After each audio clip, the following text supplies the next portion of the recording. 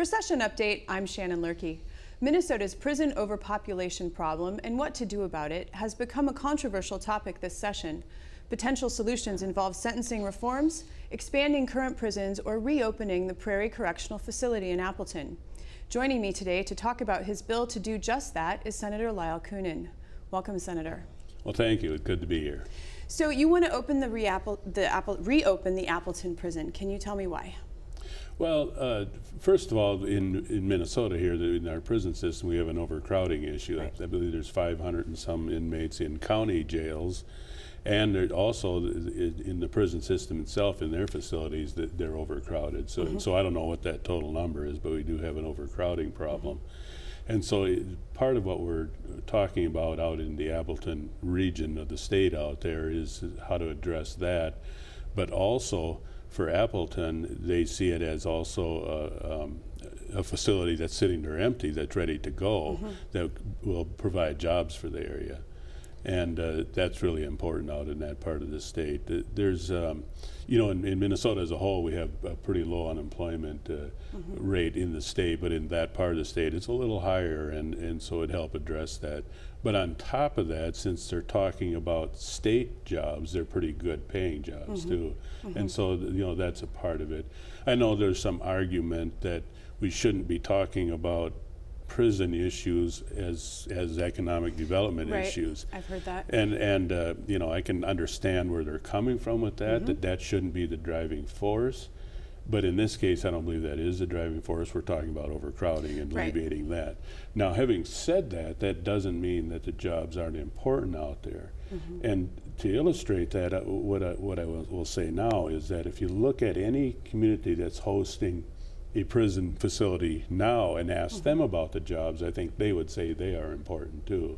Right. So to put it on a level playing field, I think it's just as important to Appleton as it is to St. Cloud or Stillwater or any place else that's hosting a prison. The jobs are important to those communities. Sure. One of the concerns that I've heard is that the Appleton prison is quite large and our overcrowding issue isn't that large. And if you build it, they will come, meaning if we have all this space now to fill up, then we're going to use it. How do you address that concern? Well, first of all, let me say the prison is built up in a pod system, so you don't have to use the whole thing. You can just open a pod at a time as whatever's needed. And so it's not that it has to be used, all of the space I'm talking about. Okay. But does that mean that just because it's there, the space is going to get used? I don't agree with that at all. That's more to do with sentencing guidelines and crime rate and all of those things that play into how many people are actually in the system in Minnesota, not available space. That's not a factor at all. So if the reforms, the prison reforms that are expected to happen do occur, the prison population may stabilize or even decline, in which case there would be opening this very large facility and then it might not be needed again.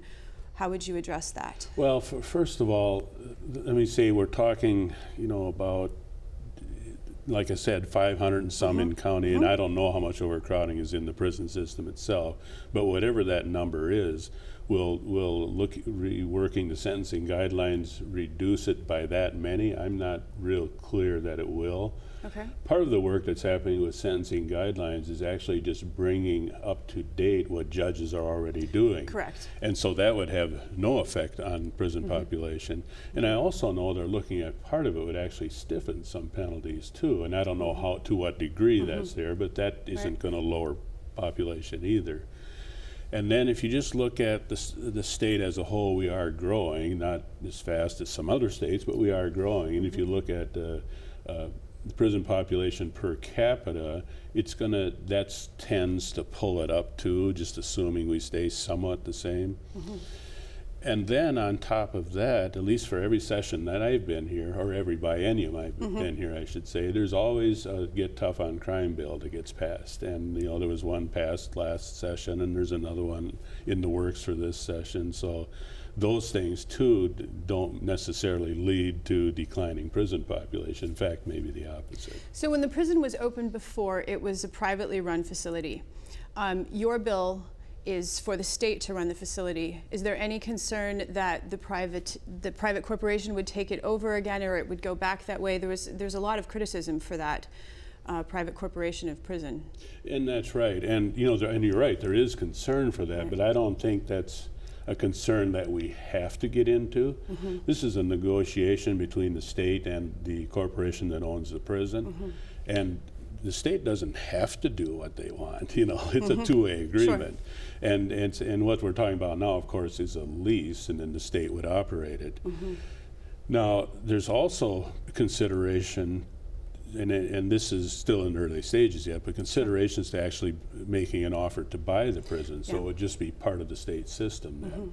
And I'm sure that would stabilize things a lot more. Well, and I believe the governor said he's open to that down the line, but not currently. Right. Right. Right, and then you're exactly right. That's what the governor said. And I think when I listen to, at least in the Senate, to members of the Senate, that there seems to be more acceptance of that idea to make the purchase rather than the lease. But of course, that's something that's not going to happen in the next few weeks. There's some work involved in getting that done. But I do sense that there is more acceptance of a purchase rather than lease. Well, Senator Koenen, thank you so much for stopping by today. Yes, you're welcome. It's good to be here. Thank you.